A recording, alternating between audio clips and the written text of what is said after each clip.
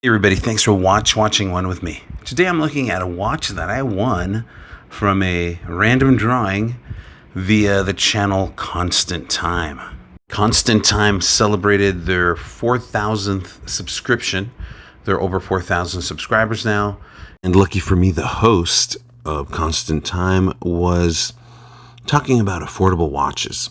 Often he talks about higher end pieces like Breitling and Oris, Tudor, and other brands in that tier. And then, of course, he also talks about higher end stuff like Patek and Rolex and so on. In this episode, he was discussing the color of the style and how it popped out at him.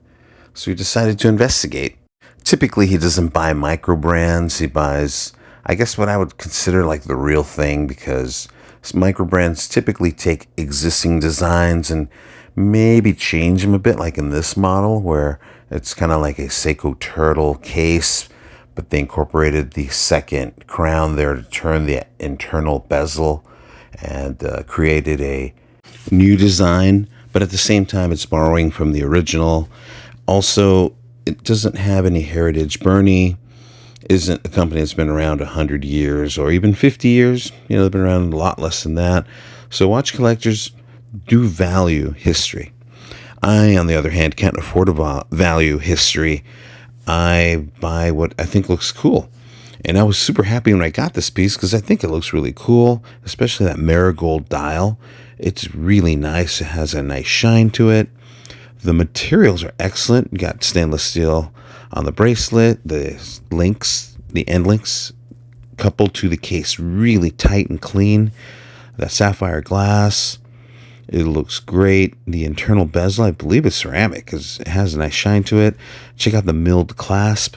It has everything you would want from a good watch at a price that's crazy low. It's something around $150. I think you could get these probably for around $80 when they're on sale.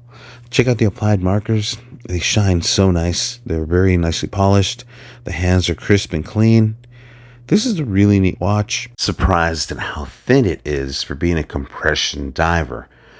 Compression divers have an internal bezel. That black band around the dial there is controlled by the crown at 2 o'clock.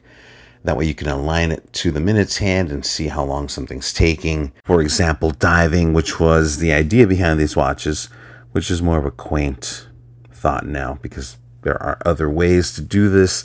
Also, check out the date window. It's framed.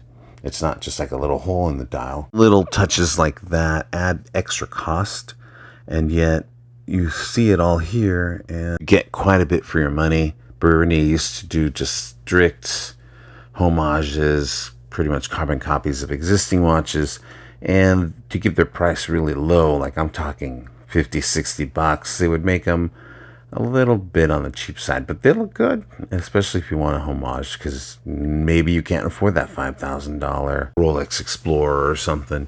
By the way, if you've been watching this part of the video, please don't forget to like and subscribe. It really helps the channel. Now, back to the watch here.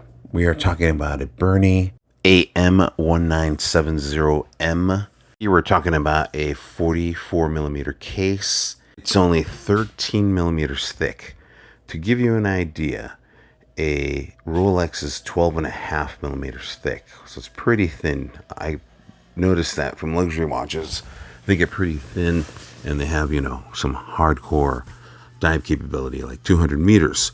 Another example of that would be an Invicta Pro Diver. A 42 millimeter watch from Invicta would be 14 millimeters thick if it is equipped with an automatic movement. So this is a watch with an automatic movement.